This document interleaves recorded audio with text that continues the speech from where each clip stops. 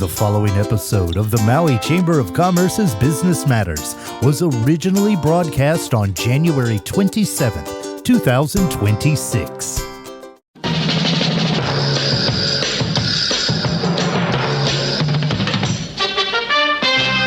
Welcome to Business Matters, brought to you by the Maui Chamber of Commerce. And now here's your host, the president of the Maui Chamber of Commerce, Pam Toompop. Good morning, Pam. How are you today? How are you this morning? I am doing excellent. We are very blessed. It's another beautiful day in Maui, and I'm just excited for all that's going forward. I just heard about the news on Jill Takuda, so that she's going to be in studio today. That's phenomenal. Oh, tomorrow. Oh, tomorrow. Oh, yes. Great. Okay, so that's great. How exciting is that? Yeah. I always love Jill. So many great things happening, and I thought today we would just talk about what's happening with the Chamber and the Chambers of Commerce during Legislative Week this week. So you have a lot to talk about. You were there last week, right, at the opening? We were there for the opening. Then we did a state legislative walk around the Capitol with Chambers of Commerce from across the state. So all of our neighbor island chambers, including Maui Chamber of Commerce, but Kauai, Big Island, Oahu, and Big Island has two in Hilo and Kona Kahala. And then, just really great to be there with everybody, talking about our legislative priorities, meeting and greeting with the legislators and their staffers, and just a great week. And then there was a big party, a meet and greet with the different legislators who could attend, sponsored by the Chamber of Commerce of Hawaii. So lots of great activities last week. And then Sunday I was at the BIA home show that Roseanne talked about, and a great home show there, and exciting to see, everybody's gearing up for the new year and pressing forward with phenomenal economic activities and programs. Let's keep our fingers crossed that it happens. Yes, amen. Amen. So, from this radio show out in the universe, we're going to just say that it's time to get on with it. So we'll manifest it from this radio show. That's right. We're manifesting it out, and we're going to make this happen. And on that note, what we're going to start with is a business-friendly climate. For those listening, many people are aware of some of the activities that we do every year, but each year when we have a new legislative session, the Maui Chamber of Commerce, for the many years that I've been with the organization, puts forward our legislative priorities. And when we say that, we share priorities that we think we really want to see government move forward with this in the session, as well as solutions. And we really feel like we need to come together. I mean, progress is coming together through leadership and unity and working together on longstanding issues, as well as new issues and things that are arising. And of course, we have a lot of things arising out of the situation that's happening at the national level. But we look at solutions from both, a local level, and we focus on Maui County, as well as the state level, and put together those priorities for the state level. But also understanding they've got pressure coming in from the national level. And our top priorities this year are 6. So the first is a business-friendly climate. And I'll tell you more about that in a minute. Economic growth. We split out from economic growth, we split out economic diversity, but diversity, of course, would contribute to that growth. We have housing, small business support, and sustaining the environment. And so I wanted to tell you a little bit about those different things today and share with you why these things are so important. And so the first is a business-friendly climate. And to have a business-friendly climate, to attract, not only to attract new businesses, and why is that important? Well, that's important to have, a strong economy, to attract new businesses, to diversify our economy. We talk about those kinds of things. And when you're looking to have a business-friendly climate, to keep you, and also to sustain and keep your businesses alive that are in your state, it's really important to have a business-friendly climate. And so we look at what that means. And for example, I know we don't hear a lot about them on a day-to-day basis, but we heard a lot about this organization during COVID because they were coming out with what do we do in COVID that was, swept the globe. We have this pandemic. It's sweeping the globe. And so this group called the International Monetary Fund, which we check in on regularly to see, what they're advising. But one of the things that they said is, you need to spur private investment because private investment builds the economy. It supports local businesses. It attracts outside partners. It brings in new companies into your arena. And they said private investment is the engine of growth. And it flourishes where policies are predictable and business friendly. So that is true from attracting businesses small and large. And so we feel that we really need to focus on this because this has been a longstanding problem. And it's not new. Again, we have rang in on this for the 20 years that I've been with the Chamber. We always rank low at a national level. And in 2025, CNBC, who does these annual top states for business, meaning they're trying to find out of the 50 states, if you're number one, you're doing really great. Hawaii always falls either last or very close to last. And this year, we're very low. We were 49 out of 50 states. And so if we want to sustain our businesses and if we want to attract new investment and we want to spur industries to grow and continue investment here, we really need to have a business-friendly climate. So we look at things that, what does that mean, right? What does a business-friendly climate look like? And how do we create one? So we look at things on a variety of levels, and we look at also, what have others done? So this year, North Carolina ranked at number one and they've consistently been in number one and number two spots for this study from CNBC, the top states for business. And this year they were number one. And so we thought, let's take a look at what North Carolina is doing. So they have low corporate income tax rate. So it's 0% by 2030. Low overall business tax burden. So they have a flat income tax rate and low property tax rates.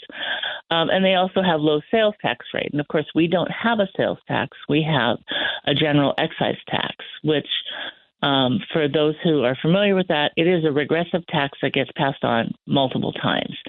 So that means it's a higher tax rate and that it impacts our goods and services and makes them higher. They have a competitive utility rate. They have lower construction costs. And why is that important to us? Because housing is critical in Hawaii. Housing is the Chamber and our community's top priority. We need affordable, attainable, whatever adjective you want to place, that means that our local residents in a variety of income brackets can find housing to meet their housing needs that they can actually achieve, that they can actually get. Maybe affordable rentals as well. But we have to look at that, getting our housing with lower construction costs, and with lower construction costs, we have to also invest in infrastructure. In North Carolina, they have streamlined regulations. So getting back to housing, we are constantly looking at streamlined regulations, permitting times. All of these things add to costs when you're looking at investment, when you're looking at attracting industries, when you're looking at building housing. When you have set deadlines, then people can do their forecasts and their projections on what it takes to accomplish these goals. And when you have hiccups to that or significant delays, that equates to added costs.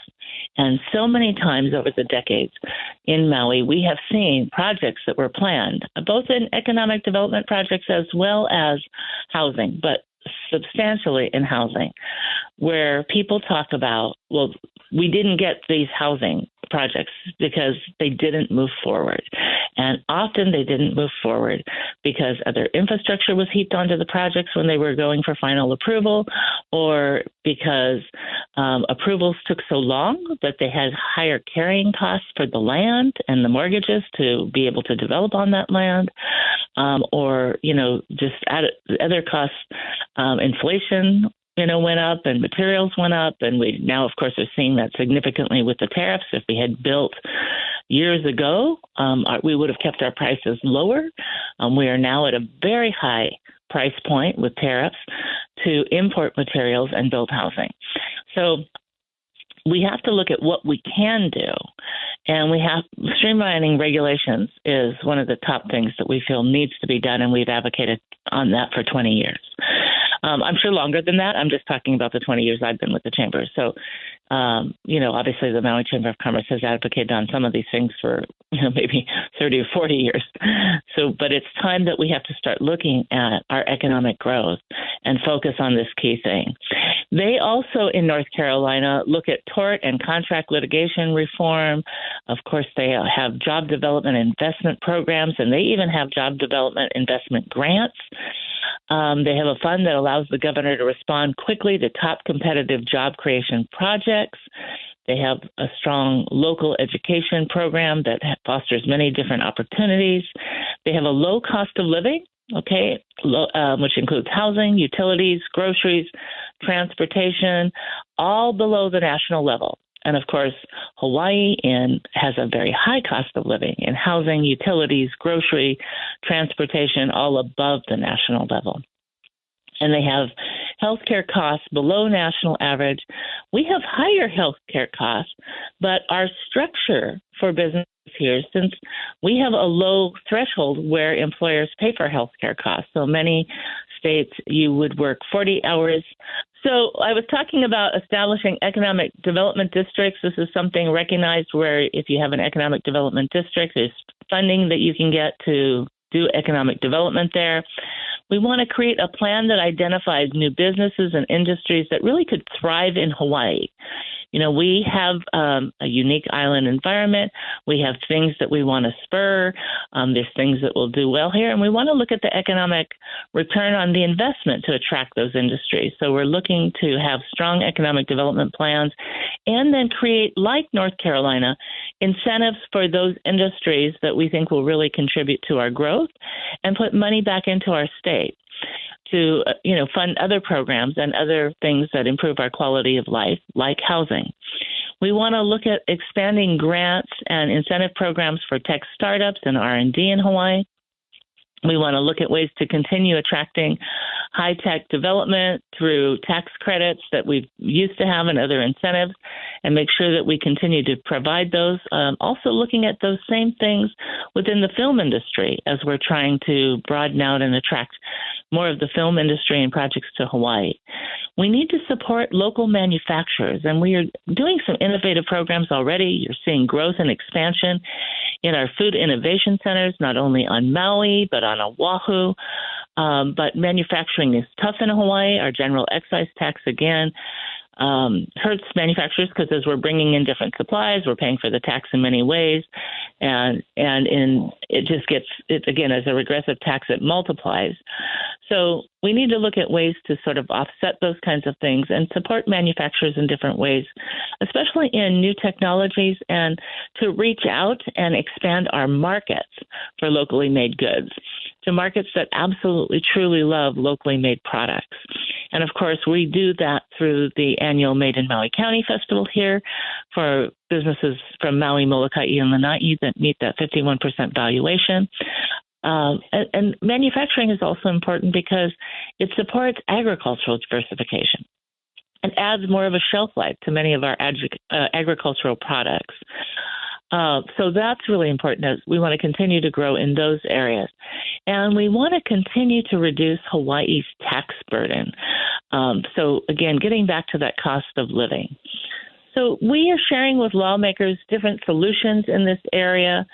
We feel like we need to also, as we're looking at different solutions, we need to look at our key growth drivers and create a strong plan. We need to research and detail different ideas with a strong return on investment. not just take a shot in the dark at different ideas, but really look at, okay, what projects are business friendly? What are projects that are reasonable and predictable? How can we work with the permitting process and time to permit to make sure that we've got a strong economic policy and those businesses, if we attract them, can be sustained? If we're investing in projects, how do we sustain in Hawaii that investment? Because what we're talking about in economic growth and diversity is not, okay, this year we're going to invest $1 million and that investment will, jettison us forward for the next decade. Sadly, when you're looking at economic growth, new industry development and investment, economic diversification from tourism, which we hear across the state is really important, feeling we're over-reliant.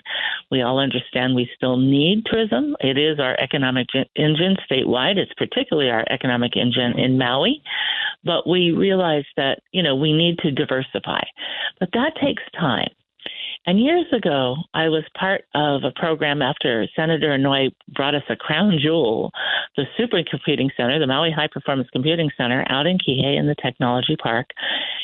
That was a unique attractor. It brought us just an engine for economic diversity. It brought us something that could help us advance so many different types of industry around what the supercomputer's capabilities would allow.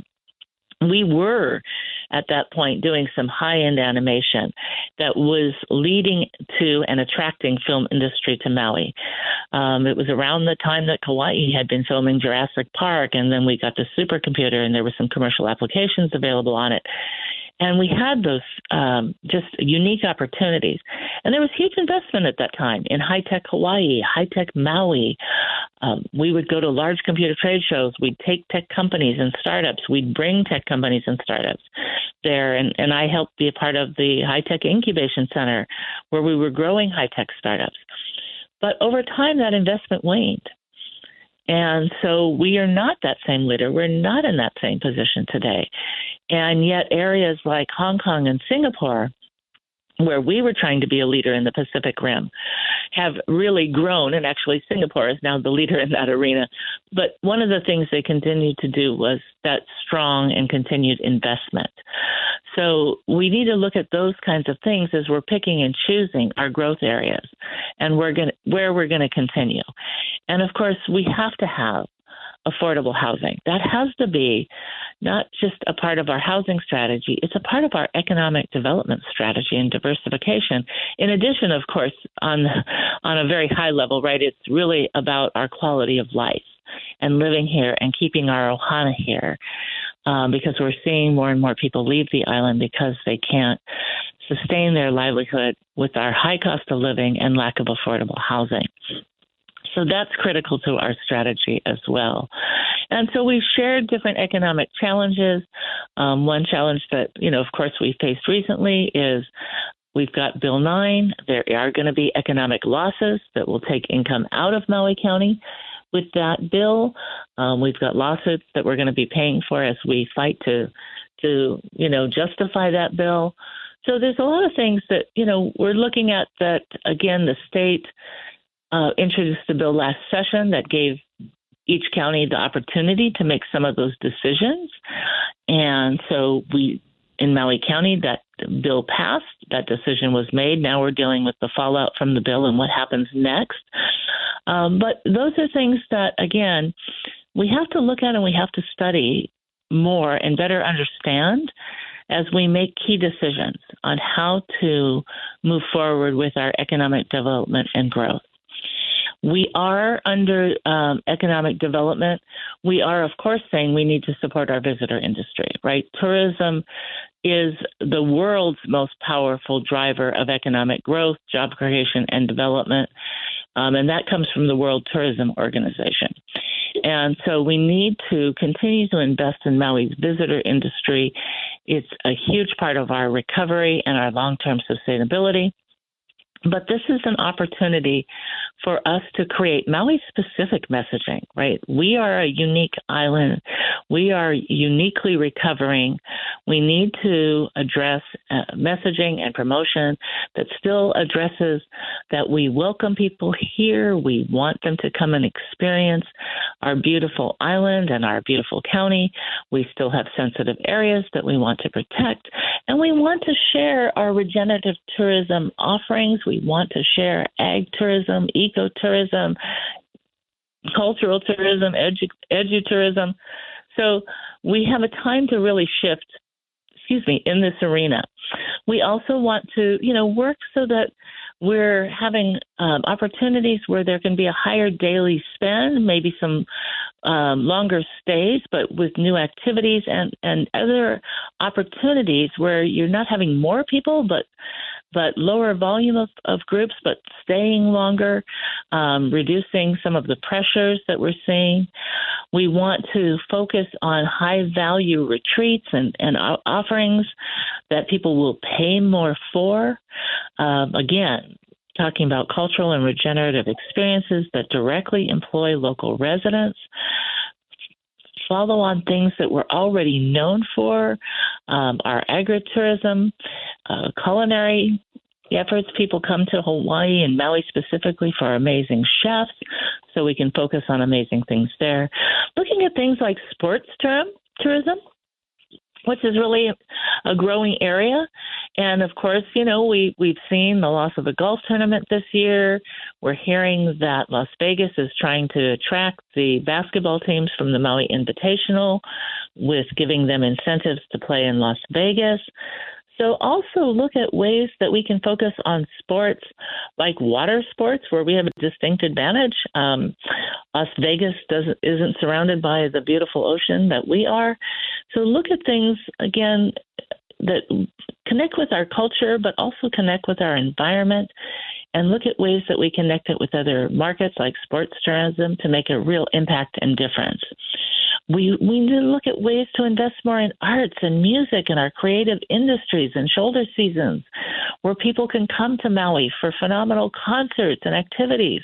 And some of those things we can be pairing our local artists and musicians with other leading known entities or musical groups and do collaborations, as well as supporting our own homegrown local artists in their own activities and events, and musicians and graphic designers. And there's so many ways to leverage new opportunities and create new events where people are spending money here and coming for those unique experiences. We're also looking at, of course, AI and other technologies to improve how we get locally made products that visitors are looking for out to the world, to improve some online experiences that are creative, to share more of our activities and photography and restaurant bookings, as well as retail activities, in a way that people, can sign up for different things. Of course, when people go to our sensitive areas, they need to sign up earlier on. So we can better manage those areas and see the interest in the crowds that are looking to come and manage those bookings better. So we're looking at all of these things and putting out recommendations to the state this year on the different ways that they can help us move into those arenas.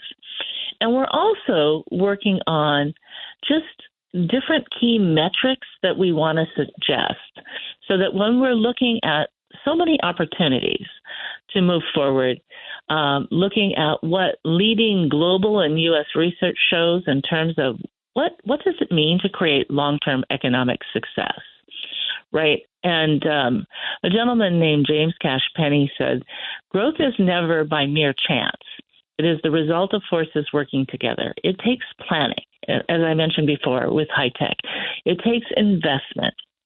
And that's not unique to high tech. That would be true for film and other industries. So we want to have the state, and we suggested in our package, we need to look at, when we're trying to attract industries, the productivity and predictability.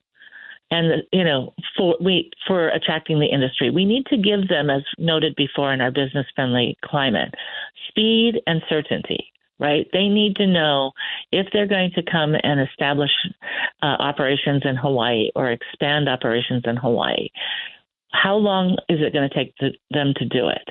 how quickly are we going to, as a state or county, help them with that expansion so that they can grow here, that they can hire people, that they can know when the building's going to be built, when they can open, when they're going to start their team.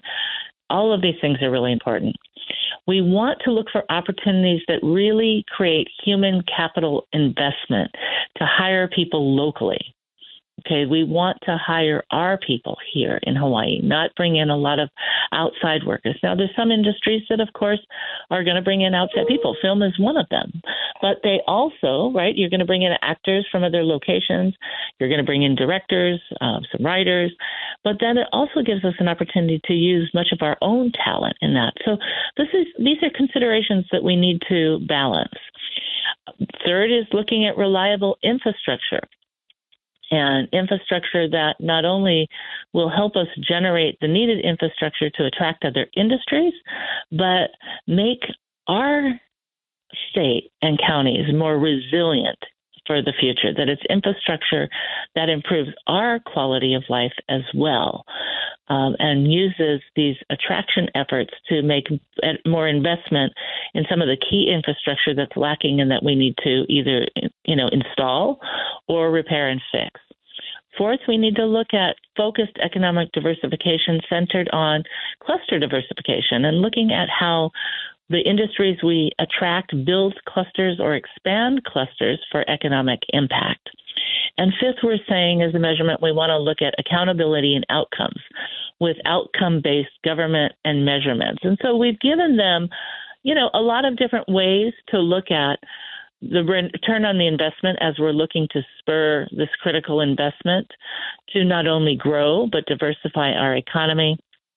We've given them some what we call return on investment metrics for success that look at those key areas I just mentioned, so that we're not spending time and spinning our wheels as we once did. And again, I speak to this area only because I was heavily involved in that work, and we were starting to be on the cusp of seeing some of the returns when over time we just didn't continue it as long as we needed to really see a significant return like Singapore has done now. So we're showcasing different opportunities for expansion in construction, in high tech, in film and television and creative industries, which includes music and art, in manufacturing, leveraging what we're already doing in manufacturing and moving forward in that. So in addition to tourism, those are some of the other key areas that we're asking the state to look at different segments of all of that and put together a strong economic development growth plan, as well as diversification plan and sustainability plan. And we can't have all of that without housing. So in 2024, a Maui County family had to have a median household income of $247,291 to afford a mortgage on a median price single family home. Okay, the current median income is $95,076. So while a single family median price home hovered around 1.2 to 1.3 million in 2025, which was down from the record high of 1.4 million in September of 2024, housing still remains unaffordable given the pricing, high interest rates, and insurance when the families don't have that higher median family income. So we have to look at ways to reduce housing costs. And of course, we are looking at that on many different levels. We are looking at that at the state level. We are looking at that at the county level. We are having to look at the needed infrastructure to do this. We're having to look at housing options and building material options and ways to reduce costs. And we want to do that in a way also to build housing that can be sustainable for future generations. Recently, I was talking to a developer, and he was telling me about HUD housing loans and the typical HUD housing loans and other loans. People often, because our high housing costs, want to spread those payments and lower those housing payments. So instead of 15-year loans, they take 30-year loans. But we were talking about how housing was built And much of our housing is built out of wood. And so wood in Hawaii has a certain shelf life. And that shelf life, even if you're maintaining it with, pest control, tenting for termites and other things, they're talking about a little over 30 years. Okay. And so what does that mean? If you're needing a lot of repair and maintenance after 30 years on a wooden home, and you've paid for 30 years on a wooden home, and you're wanting to leave that home to your children, if you don't have building structure and integrity that is going to last over 30 years, about the time you pay off the home is going to need a lot of repair and renovations. You might get to 40 years, but you'll have the land. You will have paid off the land as long as it was a fee simple property. You'll own the land, but then you might have to really spend a lot to rebuild the home. But there are new technologies these days, building with concrete and other materials, maybe steel framing instead of wood framing. There's lots of options for expanding the life of your home.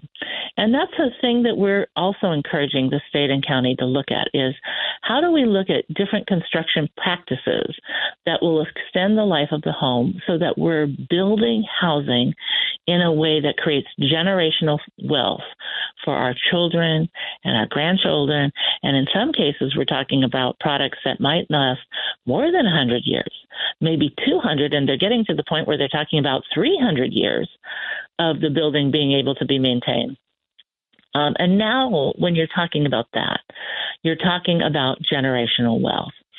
And again, when we get back to housing and some of the ways to streamline housing, it really comes down to permitting.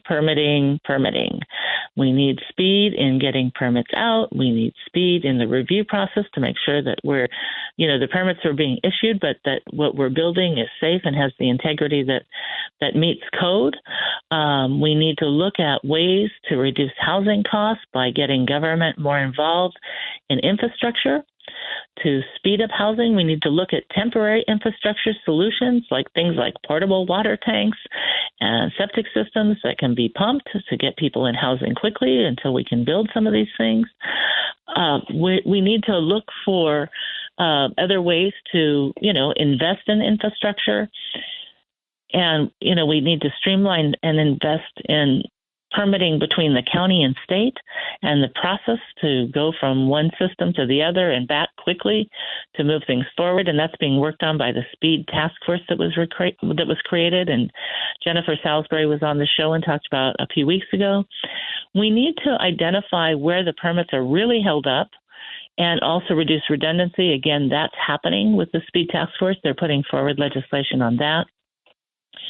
We need to also work with our State Historic Preservation Division where we can address the historic preservation issues, but move forward with addressing those quickly and, again, in a way that's consistent. And we're also looking at, thank you, Gary. I'll finish up a little bit here that he's giving me a timeline so that I can look at what I can share on these topics. We will continue to do more. But also we're looking at hurdles on properties with, 100 acres or less that have exempt them from some of the state land use commission requirements so that we can develop 100 acres or less is a smaller subset of land that can be developed more quickly for affordable housing and rentals. And so that's why we're looking to reduce some of those burdens, which have to help reduce pricing and have acreage available for more affordable housing, make it available to move forward more quickly. And we need to invest in a lot of other technologies like AI and others that'll help streamline some of our regulatory processes, help us review things quicker so we can clear up timelines but not compromise on the review, and do things concurrently with our different agencies. So this is something that is, again, a huge issue for us as we look at not only our economic growth, our economic sustainability, our economic diversity. We need a business-friendly climate. We need strong programs that we invest in that have the best return on investment in all the different areas I mentioned. And then we can also look at efficiency and costs so that we can address housing. And for this chamber, and I've said this many times before, it is the economy and housing are like 1A and 1B at not only any given day at this point in time. Now we're especially in the legislative session at any given moment. We're advocating pretty much on both all the time, equally, every day. So something that's very near and dear to our hearts. I think next week I will share a little bit more about our small business development and support programs and what we're asking the legislature to do there. Again, an economic and business-friendly climate is key to keeping our small businesses alive, and we have many different packages for incentives. Next week, I'll also share about sustaining our environment and what our recommendations are there, as well as kind of key takeaways that we're asking them to really look at as we get to actually emerging with a business-friendly environment that is the foundation for all of this. So I hope you've learned something about some of our key programs in these areas and the recommendations we're making. It is legislative session time. Last year, we tracked about half of the over 3,000 bills. So we tracked over 1,500 bills. That's in a two-person operation. We did have some other help along the way with identifying some of the bills and going through the process. But if you've got topics that you feel are topics that you feel the chamber should be ringing in on, whether it's in agriculture, whether it's in any of our economic engine areas, tourism, real estate, construction, housing. If you're looking at some of those areas, it's things I didn't address necessarily, but some of the areas that I did address will touch things like real estate and other areas. But if you feel there's topics, we're looking to build alliances with other organizations, businesses, members of our community, the nonprofit community. We want to work together. So please, you can email legislation at mauichamber.com. Tell us what is concerning to you. Tell us what you'd like to see in terms of building our economic infrastructure, in terms of looking at ways where we can lower costs and better sustain not only our economy, our ohana, and our environment. We're looking for your help, and we will be putting things out on social media. Of course, chamber members will be alerted every week with updates and opportunities to ring in on legislation through our weekly e-news and our legislative alerts. But we want to get everybody involved. This is a critical time in Maui County and our state, and with the things happening on the federal level, it's a time where we really need to unite and come together. So we hope you'll join us and do that. We also have an upcoming Business After Hours. If you're not a chamber member, this is our mixer. It's a fun mixer. It's time to get together and meet with other businesses, share what you do, learn what they do, help build alliances and coalitions. Sometimes it's just great to hear from other people when you're having a really tough time at things and to hear what they're doing and how they're sustaining their business, or to just even know you're not alone. So Wednesday, January 28th from 5 to 7 p.m., we are going to be at Swinnerton. They are hosting Business After Hours. They are at 771 Alua Street in Wailuku. It's $20 for members, $30 for non-members. We ask you to just call us if you'd like to be an invited guest, or if you are an invited guest of a member, but you're a non-member, your ticket price is $30. It's a great way to step out for an evening of conversations and fun. You're also going to learn about Swinnerton, and it's your chance to see what this amazing company is doing in our community. So we hope you'll join us for that. And then we'd also love to invite you to our big annual fundraiser called BizMix Maui. This year it's Stetsons and Stilettos. It is going to be a blast. It's country themed, but it's sort of upscale country. It'll be on February 28th, held at the stunning Grand Wailea Resort and Spa from 5:30 to 9:30. All of the funds that are raised at this event, and we also will have an auction there as well, augment the essential work that we're doing to support businesses in need and creating additional programs and resources to help them. And we're seeing our needs triple in the small business arena. Our visitor industry is soft, so this is a time when help is growing. We still have many businesses still trying to recover from the wildfires. and get them back in operation so they can bring their employees back to work and keep them here in Hawaii. So there's a lot of efforts that we're doing to grow and expand industries and bring back our small businesses. So this event is Stetsons and Stilettos Western Charm with Island Elegance. You'll enjoy live music, themed activities like cornhole activities and games. We've got handcrafted cocktails, a multi-course dining experience featuring creations from top local chefs at the Grand Wailea, as well as some culinary surprises. And it's going to be in a vibrant indoor-outdoor atmosphere for celebration and connections. So attendees are encouraged to embrace the dress theme, which is Western-inspired attire, boots, hats, glam touches are all welcome. Great sponsorship packages are available where you can make a true difference in our community and supporting our environment, economy, and small business efforts. And then we also have tickets, individual tickets available, all at MauiChamber.com. So we hope you'll join us for that. And so now it's my great pleasure to bring on one of our chamber members who had recently done a revamp of their location, which is Terminix. We have Andrew Joaquin on from Terminix here in Maui. And Andrew manages a team of 12 here in Maui County and brings more than 20 years of hands-on experience in the pest control industry. He has a master's degree in administration and has owned his own business and is proud to be actively involved with the Maui Chamber of Commerce. We're so thrilled. We loved having a reopening of Terminix. They had done some renovations and just kind of were building a strong team. And they've got some exciting programs and products to share. And we're thrilled to have him on because really he is caring about taking care of those homes. You know, if you're taking care of the termites in homes, again, getting back to housing, you help build that generational wealth, as well as helping the community and local families. So it's a great pleasure to have you on, Andrew. Good morning. How are you this morning?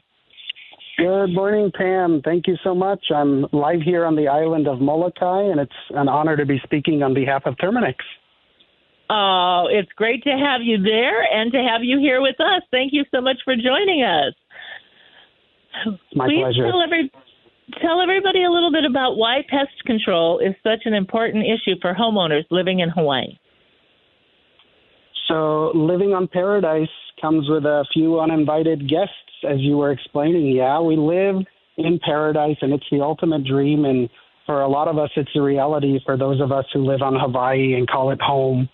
So we have the ocean views, the warm weather, the beautiful life on the islands that offers something truly special that you can get nowhere else. And, of course, paradise comes with a few realities, and one of them is that we're not the only ones who love it here. Pests do too, right? Absolutely. From roof rats to roaches to subterranean and drywood termites, we get wasps, ants, centipedes, scorpions.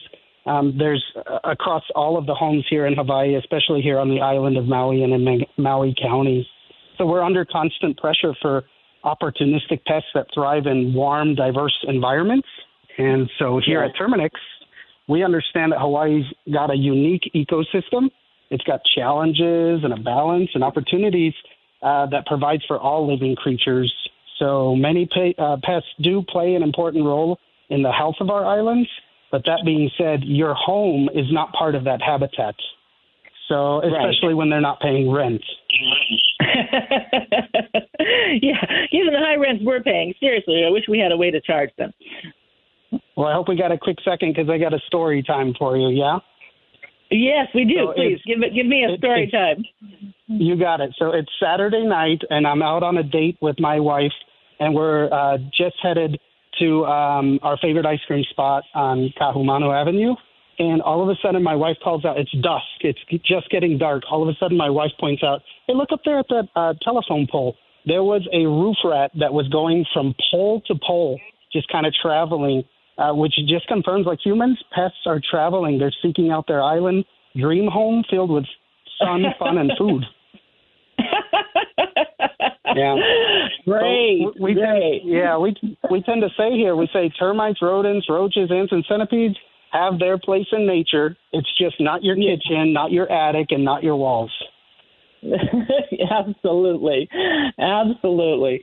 Well, you folks have been providing pest control for a very long time. So explain to people what Terminix does in pest control and how it really helps our homeowners.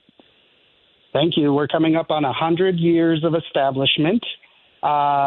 And we understand Hawaii's special economic and environment that's special to them, right? So pest control doesn't always mean eradication, wiping out an entire species.